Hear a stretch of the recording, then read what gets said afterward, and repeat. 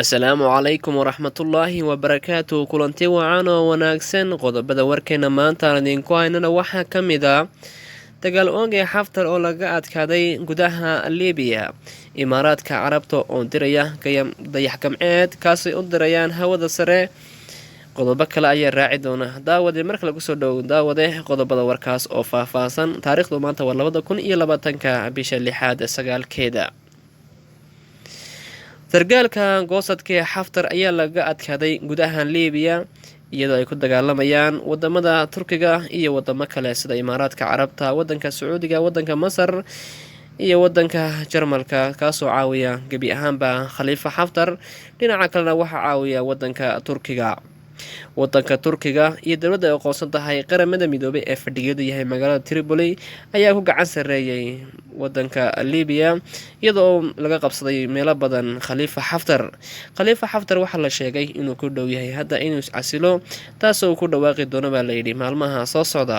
khaliifa xaftar wuxuu yimi magaalada Masar taasoo weydiisanayay gargaar caawimo military iyo dhaqaale. wadanka Masar wuxuu soo jeediyey xabad joojin iyo wadahadal taasoo la doonayo in lagu damiyo dabka ka ogan wadanka Libiya. wadanka Sacuudi Carabiya ayaa ku raacay go-aanka u gaadhay wadanka Masar.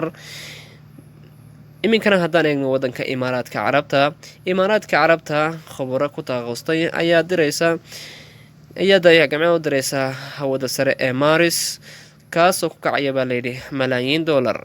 15 bishan Juun ee aan ku jiro ayay diri doonaan taasoo laga filayo dhaqaalo badan inuu kasoo hoyo. iminkana aan eegno wadanka Turkiga.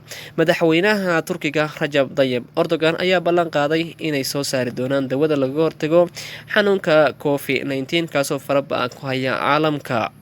wadanka Afghanistan ayaa loo diray kumanaan tan oo dawooyin iyo agabka kale loo isticmaalo COVID-19 kaasoo laga hortagaya xanuunka COVID-19 waxaana u diray wadanka Turkiga.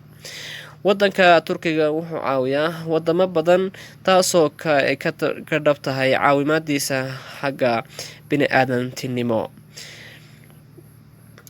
iminkana aan eegno wadanka Suuriya waxaa la sheegay in 3 qof inay ku dhinteen kadib markii ay weerareen diyaaradaha Ruushka ayaa weeraray dad qaxootiya kuwaasoo degan xuduuda u dhexeeya wadanka Turkiga iyo wadanka Suuriya.